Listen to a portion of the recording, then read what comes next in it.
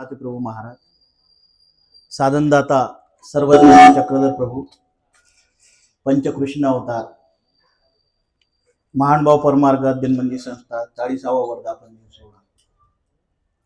सर्वप्रथम भगवान श्री चक्रधर प्रभूंना या ठिकाणी बोलवू आणि मग तसं झालेलं आहे सर्व, पण एकदा एक कळव म्हणून घेऊ, म्हणजे स्वामी आले की सुरू करून घेऊ, नाही का? मनोधर्मी तरी आले पाहिजे। मी म्हणतो माझ्या मागे म्हणा, मग प्रास्ताविक सुरू करू। श्री चक्रधरा तुम्ही या हो, श्री माझी आर्त जाणून या हो, माझी मज शांत विना तुम्ही या हो, मज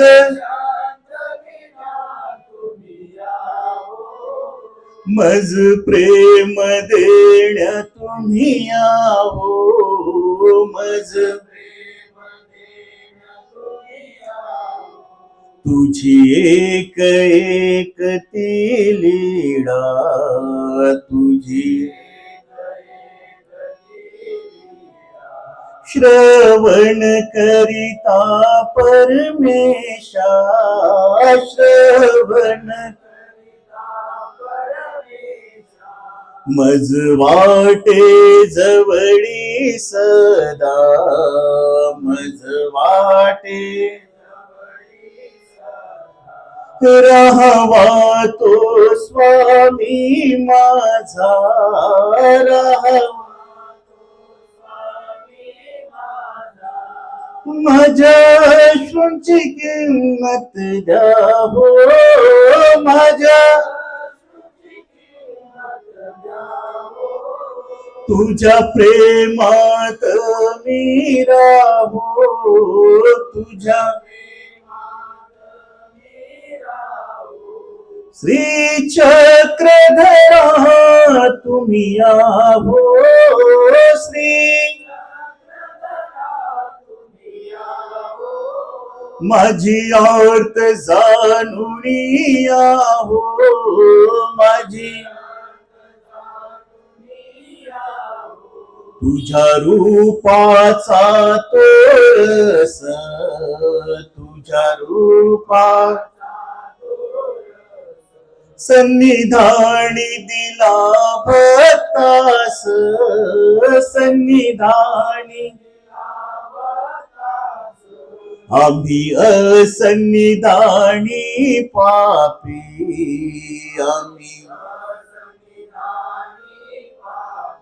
नाही जोडिले परमेशासी, नाही ते रूप मला दाखवा हो, ते सदा नयनी श्री चक्रधर राहो, सदा नयनी श्री श्री चक्रधरा तुम्ही या हो, श्री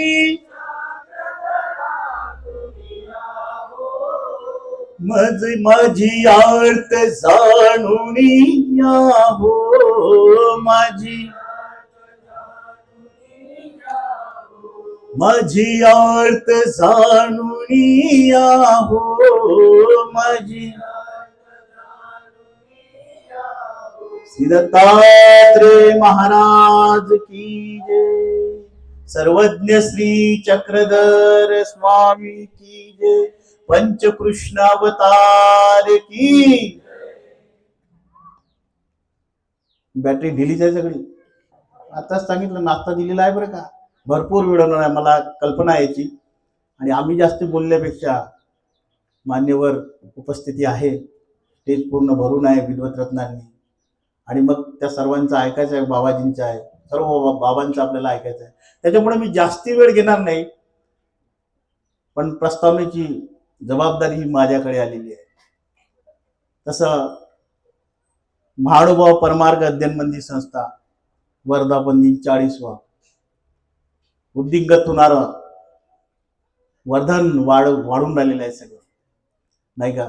आणि असं वाढता वाढता इवलेसे रोप लाविले द्वारे त्याच्यावर काय वेणू गगनावरी म्हटलेलं आहे, अशासारखं ते. आणि या सोहळ्याला प्रामुख्याने आज खऱ्या अर्थाने म्हणजे असं म्हणेल की जेवढे युवा महानुभाव विद्यार्थी आहेत, जेवढे साधक आहेत, त्या सर्वांचं प्रेरणास्थान आज आपल्याला अध्यक्ष म्हणून लाभलेलं आहे. फार मोठी उपलब्धी आहे पंथाची. अशा या संपूर्ण कार्यक्रमाचे अध्यक्ष, सर्व सेवा या कार्यक्रमाचे उपाध्य कुळाचार्य, आचार्य प्रवर, परमपूजनीय परममहंत वर्धनस्थ रणयचे बाबाजी. त्याचप्रमाणे या कार्यक्रमाला विशेष उपस्थिती ज्यांची असे परमपूजनीय परममहंत माझे परमस्नेही श्री विनयमुनी उपाख्य वैराग्यमुनी बाबाजी गावणगाव. त्याचप्रमाणे या कार्यक्रमाला प्रमुख असे व्याख्याते लाभलेले आहेत. म्हणजे महाराष्ट्रामध्ये ज्यांची सुपंत व्याख्याते म्हणून अशी ख्याती आहे. एक जण मला म्हणाला होता, तुमच्या पंथाचे ते बाबा आहेत की नाही म्हणे, ते थोडे स्वामी विवेकानंद सारखे दिसतात म्हणे. अशी ज्यांची ख्याती आहे, त्यांना पाहिल्यावर ज्यांना स्वामी विवेकानंद वाटेल असे त्यांच्या चेहऱ्यावर तेज आहे, झाड आहे. असे आमचे या कार्यक्रमाचे प्रमुख व्याख्याते परमपूजनीय परममहंत आचार्य प्रवर मुदव्यास बाबाजी, श्री दत्तगोपाल मंदिर वरोरा, जिल्हा चंद्रपूर. त्याचप्रमाणे या कार्यक्रमाला विशेष ज्यांची आता देवपूजा वंदन केली, देवपूजा वंदन करताना तुम्ही पाहिला असेल किती सत्वस्त वाटलं.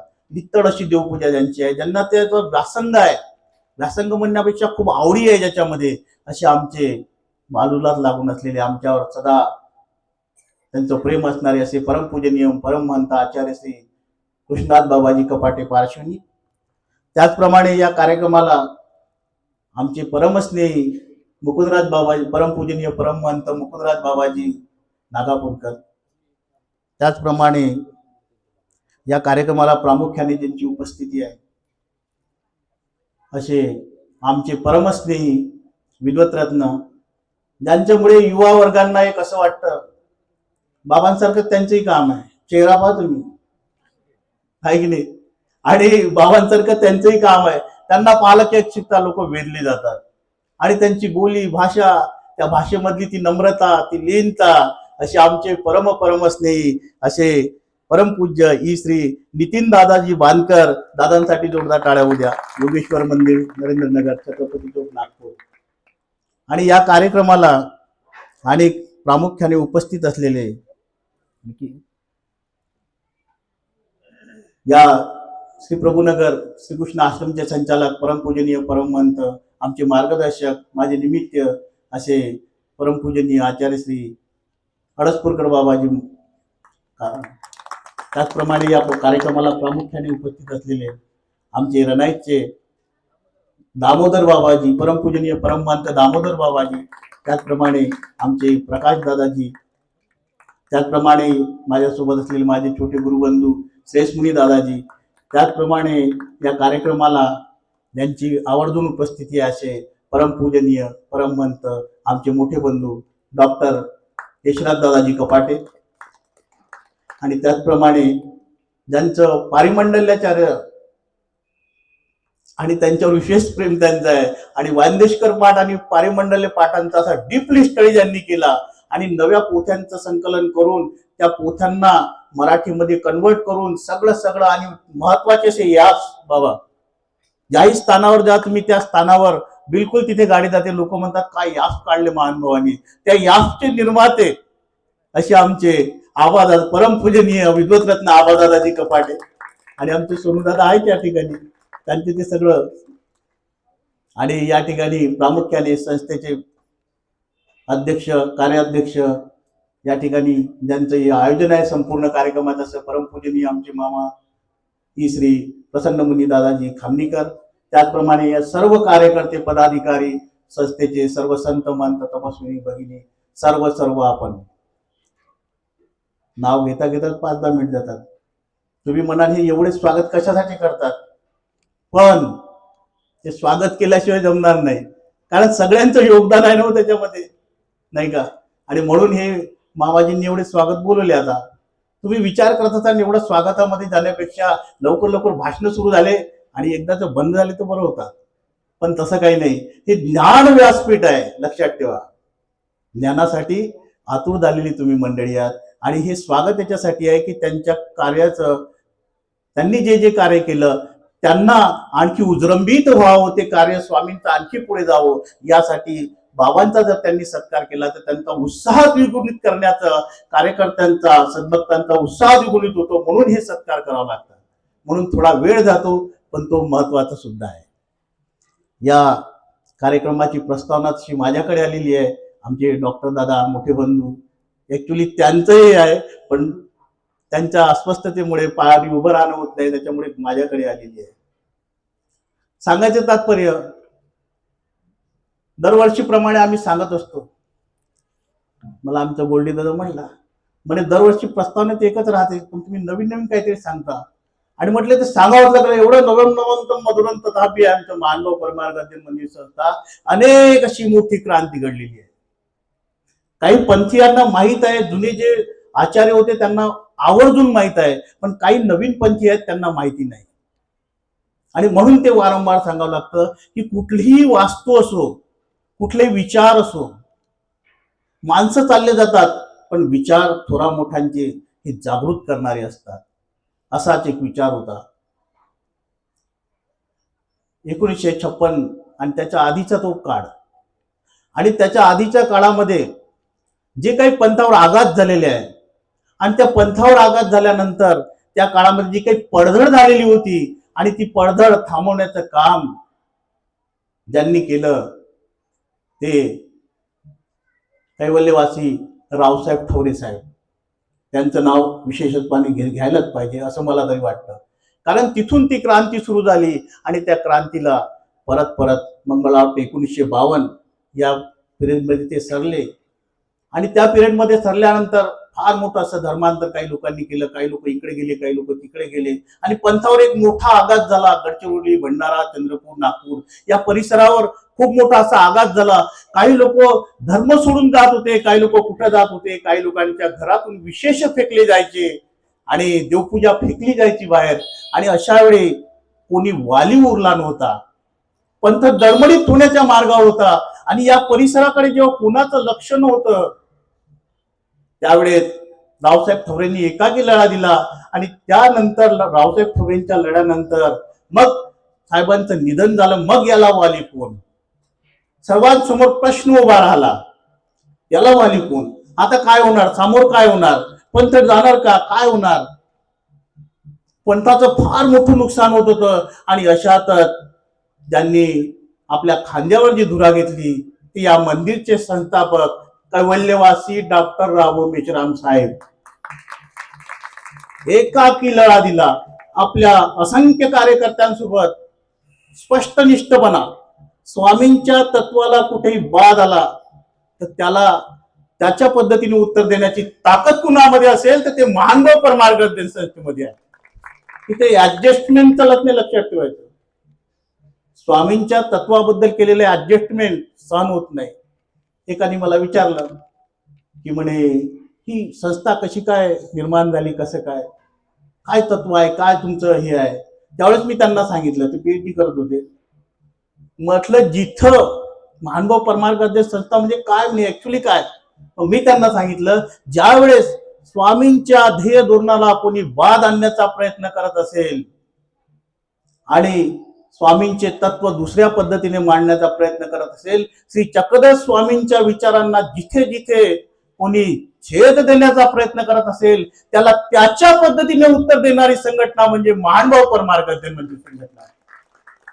ते मला आवर्जून सांगावं असं वाटलं.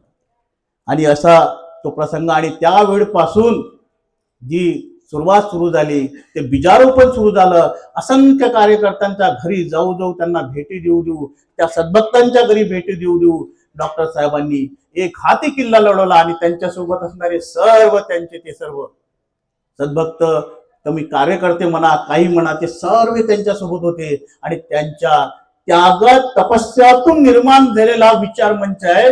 त्यांच्या त्या लेखणीतून साकारलेलं हे विचार मंच आहे. सांगायचं भरपूर आहे. भगवान श्री चक्रधर स्वामी महाराज 114 दृष्टांतापैकी 114 दृष्टांत दिले. त्याच्यापैकी एक दृष्टांत फार सुंदर आहे. सर्व दृष्टांत छान आहेत, त्याच्यामध्ये एक दृष्टांत फार सुंदर आहे, तो म्हणजे डोळ्याचा. मी असं म्हणेल नवयुवकांना की त्यांनी स्टडी करावा बरं का. स्वामी म्हणतात डोळ्याच्या ठाई दोन्ही सामुग्री असते. लक्षात ठेवा बरं का. दोन सामुग्री आहेत, एक तेज सामुग्री आहे, एक मेद सामुग्री आहे. ते म्हणतात तेज सामुग्री वाढवी तरी गर्भीचे खुतले रंग देखे. आतमधलं सगळं पाहतो. जसं तो हिराचा व्यापारी असतो, तो हिऱ्याला चारी करून पाहू शकतो, कारण त्याला ती नजर आहे. माणसाला नजर असली पाहिजे बरं का. लक्षात ठेवा, पाहण्याचा दृष्टिकोन त्याचा साफ असला पाहिजे. आणि जेव्हा तेज सामुग्री वाढवी तरी गर्भीचे खुतले रंग देखे म्हटलेलं आहे. आणि मेद सामुग्री वाढवी तरी काहीच न देखे. डॉक्टर साहेबांनी जे वाढवली होती, या संघटनेने जी वाढवली होती, ती तेज सामुग्री होती. भगवान श्री चक्रधर स्वामींच्या त्या तत्वाला ते अनुसरले होते. आणि त्याच्यासाठी कितीही कष्टाची पराकाष्ठा करायची पडली तरी ते मागे पुढे पाहत नव्हते. त्या ध्येय धोरणाला ते कधी बाद येऊ देत नव्हते. आपले जीवन त्यांनी पाहिलं नाही तर स्वामी श्री चक्रधर प्रभू महाराजांच्या त्या विचाराचा प्रसार आणि प्रसार होण्यासाठी त्यांनी संपूर्ण हा झाडीपट्टा पायी पिंजून काढला. लोक सांगतात की 10-10 किलोमीटरवरून डॉक्टर साहेब आमच्या घरी यायचे, आमच्या खांद्यावर हात ठेवायचे, एवढे विद्वान माणसं, आणि म्हणायचे अरे धर्म सोडू नका, सर्व सोडलं तर चालेल पण धर्म सोडू नका, परधर्म तुमचे जीवन पिंगा. हे जर कोणी सर्वसामान्यांना पटवून दिले असेल आणि त्या काळात या पंथाला कोणी राखण्याचं काम केलं असेल तर आमचे कैवल्यवासी डॉक्टर राघव मेश्राम साहेब, त्यांचं नाव मी घेऊ शकत नाही कारण माझे आजोबाच आहेत, पण ते नाव घेणं तुम्हाला सुद्धा समजलं पाहिजे नवीन पिढीला, म्हणून ते नाव घेऊन राहिलेलं आहे. खूप महान असं पंथामध्ये कार्य झालेलं आहे. आचार्य श्री मुदव्यास बाबाजींना माहिती आहे, त्यांना कल्पना आहे, फार मोठी कल्पना आहे, फार मोठी अशी क्रांती घडलेली आहे. प्रत्येक धर्मा धर दीजे या सूत्राला त्यांनी साच केलेला आहे, खरं केलेलं आहे. आणि अशा प्रकारे सांगायचं म्हणजे या व्यासपीठावर अनेक ज्ञानरत्न मंडळी या आधी येऊन गेलेली आहेत. मला अजूनही आठवतं, आम्ही तर लहान होतो, मामाजींना माहित आहे, डॉक्टर साहेब आमच्या दादांना माहित आहे की आचार्य प्रवर मोठे संभाजीनगर निवासी मोठे बाबा, म्हणजे त्यांचं नाव घेतो आता, आचार्य प्रवर मोठे नागराज बाबाजी, आणि त्याचप्रमाणे कवीश्वर कुलाचार्य मोठे खामनीकर बाबाजी, त्याचप्रमाणे कवीश्वर कुलाचार्य गोविंदराज बाबाजी कारंजेकर, यांचं नाव नाही घ्यायला पाहिजे पण तुम्हाला समजलं पाहिजे ना. नाव घेणार नाही तर तुम्हाला कळणार कसं कोण कोण आलं होतं. आणि अशा प्रकारचे महान असे विद्वत रत्न त्या काळात आचार्य प्रवर परमपूजनीय आचार्य श्री दुतुंडे बाबाजी, असे अनेक मोठे मोठे, त्याचप्रमाणे महान साहित्यिक डॉक्टर VB कोलते साहेब या स्टेजवरून प्रमुख वक्ते म्हणून बोलायचे. मला अजूनही आठवतो असा भरगस्त स्टेज असायचा. आचार्य प्रवर वर्धनस्थ रनाईकचे मोठे बाबाजी या स्टेजवरून भरपूर बोलायचे आणि आवडीपूर्वक बोलायचे. आणि आज बाबा आलेले आहे. आणि सांगायचे तात्पर्य की ज्यावेळेस हा पडधडीचा काळ होता त्यावेळेस आमचे मंदिरचे संस्थापक डॉक्टर साहेब, तुमचे गुरुजी, तुमच्या मनामनात रुजलेले तुमचे गुरुजी, ज्यावेळेस तो पडधडीचा काळ होता, मला अजूनही काही असा प्रसंग सांगावा असं वाटतो की त्यावेळेस इथे मला वाटतं नवसारीला फार मोठं असं अधिवेशन झालेलं होतं महानुभावांचं. आणि त्या ठिकाणी बोलण्याचा जो डॉक्टर साहेबांना बोलण्यासाठी दिलं, यांनी खालून चिठ्ठी पाठवली आणि त्या कार्यक्रमाचे प्रमुख पूर्ण सभेचे अध्यक्ष होते मोठे, म्हणजे बाबाजींचे आजोबा, म्हणजे मोठे ओंकार बाबाजी वर्धस्त मोठे बाबाजी, ते त्या कार्यक्रमाचे अध्यक्ष होते. आणि जेव्हा चिठ्ठी पाठवण्यात आली की आता डॉक्टर साहेब बोलतील, आणि बाबांना इतिहास सांगू इच्छितो थोडा, आणि त्यावेळेस डॉक्टर साहेब बोलतील त्यावेळेस डॉक्टर साहेबांनी मला, माझ्या गुरुजनांनी, जे काही मोठे लोक आहेत त्यांनी सांगितलेला हा प्रसंग आहे, आम्ही त्या ठिकाणी होतो म्हणे. आणि त्यावेळेस मग त्यांनी चिठ्ठी पाठवली की बाबा, आमचा समुदाय फार छोटा आहे, आम्हाला कार्य फार मोठे करायचे आहे आणि तुम्ही आमच्या गुरुस्थानी आहे. आणि तिथे जर बोलायचं झालं तर काही लोकांना आमच्याबद्दल फार चीड आहे आणि त्याच्यामुळे ते आम्हाला बोलू देणार नाही. मोठ्या बाबांनी माईक हातात घेतला, मोठे वर्धनस्थ बाबा, आणि ते अजूनही सांगतात की मोठ्या बाबांनी माईक हातात घेतला आणि तिथून वरून गरजले बोले. पंथामध्ये ज्यांचा दरारा होता असे मोठे वर्धनस्थ मोठे बाबा ओंकार बाबाजी बाबा म्हणून त्यांना सुप्रसिद्ध होते. अख्खा पंथ आचार्य श्री मामाजी सुद्धा त्यांना गुरुस्थानी मानतात. असे मोठे बाबा म्हणजे बाबाजींचे आजोबा, आणि ते त्या माईकवरून गरजले म्हणे, डॉक्टर मेश्राम, आवाज काढला म्हणे बाबांनी, असं ते मला सांगत होते. तोच प्रसंग मी आपल्याला सांगू इच्छितो. डॉक्टर मेश्राम, कोणाची हिंमत आहे, कुणाची हिंमत आहे? अरे हा वर्धनस्थ ओंकार बिडकर या ठिकाणी आहे. अरे कोणाची हिंमत आहे? जर कोणी आलं तर येऊन जा, चला तुम्ही बोला. कोणी जर मदत येईल तर हा वर्धनस्थ बिडकर त्याला सामोरे जाईल. आणि असं म्हटलं आणि बस बाबांनी आपला डॉक्टर साहेबांनी पूर्ण तो हे वाचून काढला. आणि म्हणून या संघटनेला खरे शुभ आशीर्वाद कोणाचे असतील तर ते उपाध्य कुलाचार्य मोठे वर्धनस्थ बाबा म्हणजे बाबाजींचे जे आजोबा त्यांचा वर्ग असलेली ही संघटना आहे. आणि त्याच विचाराने प्रेरित होऊन आज बाबाजी आपल्यापर्यंत आले आहे. म्हणून जोरदार टाळ्या वाजवा. त्यांचा शुभ आशीर्वाद आपल्या संघटनेला आहे. ते बाबा आपल्याजवळ आज अध्यक्षस्थानी आहे. म्हणजे ईश्वराची कृपा पहा कशी आहे, हा योग पहा कसा आहे, टेढे पहा कसे पुरवतात श्री चक्रधर स्वामी. हे ऐसे पुरविती, टेढे कैसे कैसा योग पुरवती ना ऐसा पुरवती. त्याच गादीला आज आमचे बाबा विराजमान आहेत. आणि अशा प्रकारे वर्धनस्थ मोठ्या बाबाजींच्या याला आशीर्वाद आहे.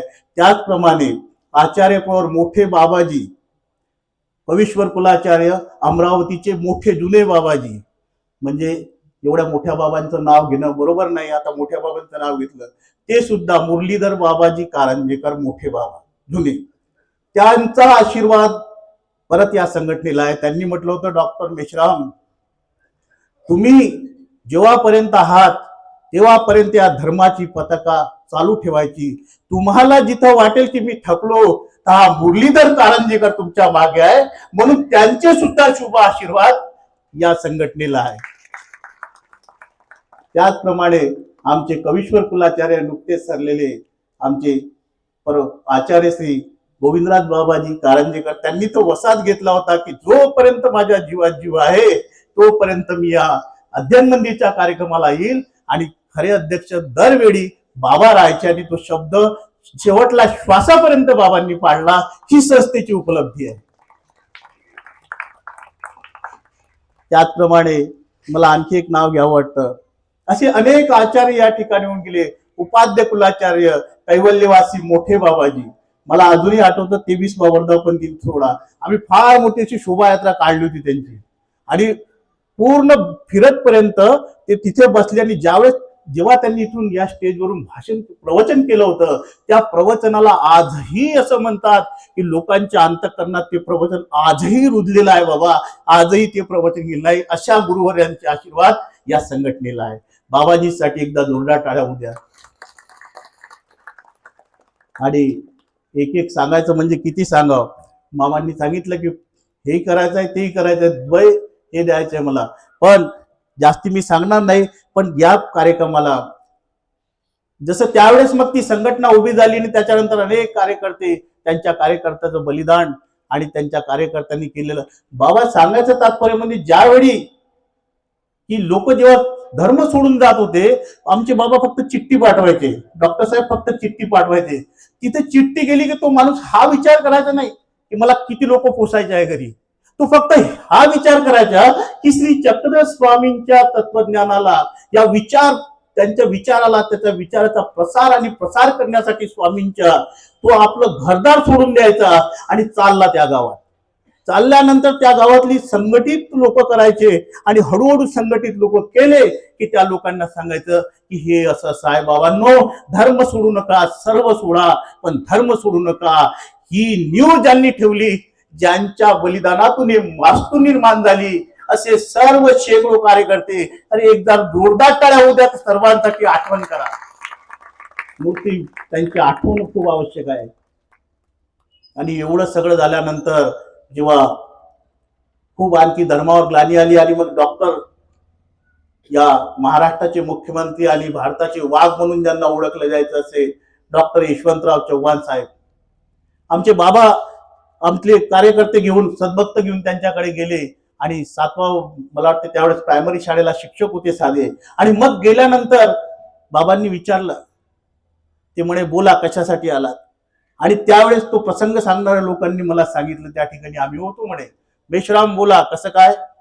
आणि त्यावेळेस डॉक्टर साहेबांनी एकच शब्द म्हटला, आम्ही ऐकलं की वाघ जेव्हा गुरगुरतो तेव्हा सगळे घाबरतात, पण या महाराष्ट्राच्या वाघाने थोडं गुरगुरणं बंद केलेलं आहे. हा संवाद तिथला आहे मुंबईचा मुख्यमंत्री याच्यामधला. आणि मग त्या वाघाने थोडं गुरगुरणं बंद केलेलं आहे. मेश्राम काय बोलत आहात, वाघ कधी गुरगुरणं बंद करत नाही, बोला काय समस्या आहे. अहो काही लोकांकडून आमची देवपूजा फेकली जात आहे, आमच्या धर्मावर ग्लानी येत आहे, श्री चक्रधर स्वामींच्या विचारांना छेद देण्याचं काम काही धर्मप्रद मार्तंड करत आहेत. मग अशा लोकांना तुमच्यापर्यंत काही आलं नाही का. आणि एवढी पडझड होताना, या धर्मावर ग्लानी येताना हा महाराष्ट्राचा वाद आम्हाला वाटतं झोपला आहे. डॉक्टर मेश्राम थांबा आता इथे. मेश्राम त्यावेळेस होते नाही, मेश्राम थांबा.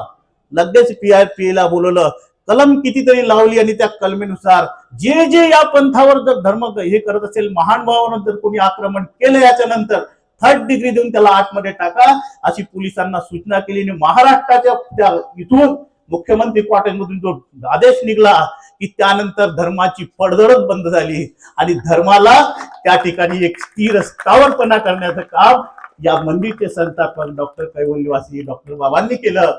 आणि ही आपली उपलब्धी आहे. अशा प्रकारचा हा पूर्ण इतिहास आहे. काय सांगावं, एक एक प्रसंग. जेव्हा विवाहानंदी प्रसंग होते, मग आमचे इकडे तिकडे तिकडे इकडे जायचे. पण एक मुलगी मला तिला अजूनही आठवते, तळोदीला कार्यक्रम झाला होता भाऊ आहे, त्यावेळेस ती पोरगी बोलली होती, माझं लग्न झालं तर चालेल, नाही झालं तर चालेल म्हणे, माझं लग्न नाही झालं तर चालेल, पण काय मी स्वामी श्री चक्रधर प्रभूंना सोडून दुसऱ्या धर्मात जाणार नाही.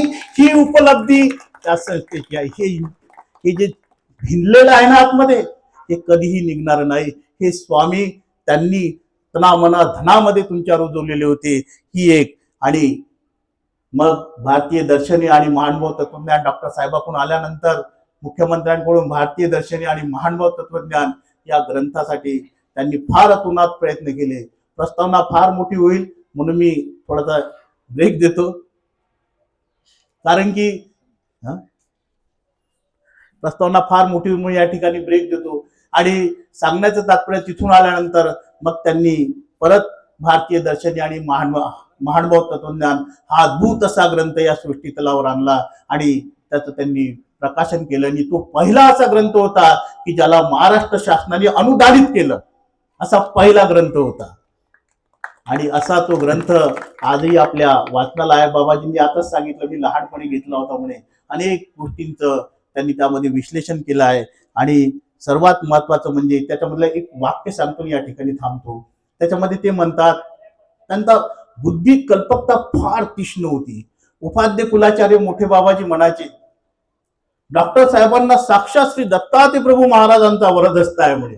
त्या स्टेजवरून बोलायचे. मला एकदा भेटलेले, अरे तुम्ही डॉक्टर साहेबांची राहतो का, त्यांना म्हणे वरदहस्त आहे, श्री दत्तात्रय प्रभू महाराजांच्या वरदहस्त असलेले माणसं आहेत म्हणे बाबा डॉक्टर साहेब. अशी त्यांची गाढ मित्रता होती. आणि सांगायचं तात्पर्य त्याच्यामधला एक महत्वाचा पॉइंट की अशांती हा जगाचा स्थायी भाव आहे. त्यांची कल्पकता पहा किती जोरदार होती. अशांती हा जगाचा स्थायी भाव आहे. मग अशा अशांत जगामध्ये शांती प्रस्थापित होईल का, हे ते विचारायचे. अशा अशांत जगामध्ये शांती प्रस्थापित होऊ शकत नाही. मग तिथे जर शांती प्रस्थापित करायची असेल तर मग एकच मार्ग आहे, सर्व दर्शन तुम्ही ढूंढून या आणि त्याच्यातून नंतर महानुभव तत्वज्ञान पहा. त्याच्यामध्ये आहे भगवान श्री चक्रधर स्वामी म्हणतात, आनंद तो तुम्हाला दुःख मिश्रित सुख ते सुख बोलीजे आणि निरतिशय सुख तो आनंद बोलीजे, हे वचन ते पूर्णपणे पाळायचे. आणि म्हणून त्यांनी सांगितलं की तुम्हाला जर शांती पाहिजे आहे तर ते फक्त आणि फक्त भगवान श्री चक्रधर स्वामी देऊ शकतात, बाकी कोणी देऊ शकत नाही. शांताबाईसाच्या लीळेमध्ये स्वामी म्हणतात, बाई येथून जर तुम्ही म्हणितले जर कराल तर तुमचे 7 जन्माचे हस्तोदक येथून घेईल मात. आणि दुसरं म्हणतात की बाई जर येथूनही म्हणितले तुम्ही जर केले तर शांतीनगरचा पाटा दिजेल मा, राजसिंहासन देऊन टाकू आम्ही त्या राजभद्रावर, जिथे आम्ही आसनस्थ असतो तो आम्ही तुम्हाला देऊन टाकू बाई. आणि ती शांती बाबा मागायचे. प्रभुदास कहे भगवन तुझे शांती कर प्रदान, महानुभाव पंथ का उडता रहे निशान. शांती मागितलेली आहे त्यांनी आणि ती शांती आपल्याला घ्यायची आहे. आणि म्हणून या ज्ञानपीठाची आणि दरवेळेस होणाऱ्या वर्धापन दिवसाची आपण वाट पाहत असतो. आणि हा वर्धापन दिन सतत असा वर्धन होत राहावं, याचं वाढ होत राहावं, आपल्या ज्ञानामध्ये आणखी वाढ होत राहावं अशी प्रभूचरणी प्रार्थना करतो. आणि याच ठिकाणी माझ्या प्रास्ताविक शब्दाला इथे विराम देतो. फार मोठं प्रास्ताविक होतं पण ते मांडणं सुद्धा गरजेचं होतं, म्हणून मी या ठिकाणी मांडलं. कारण कोणाला माहीत असतं, कोणाला नाही माहीत असत, पण तो माहीत करण्यासाठी म्हणून मी हे प्रास्ताविक थोडं लांबवलं, त्याबद्दल क्षमस्व. पण याच ठिकाणी थांबतो आणि परत बाबाजींसाठी आणि सर्व मंचासाठी एकदा जोरदार टाळ्या वाजवा. टाळ्यामध्ये कमतरता करू नका. आणि याच ठिकाणी माझ्या प्रास्ताविकेला विराम देतो. सर्वज्ञ श्री चक्रधर स्वामी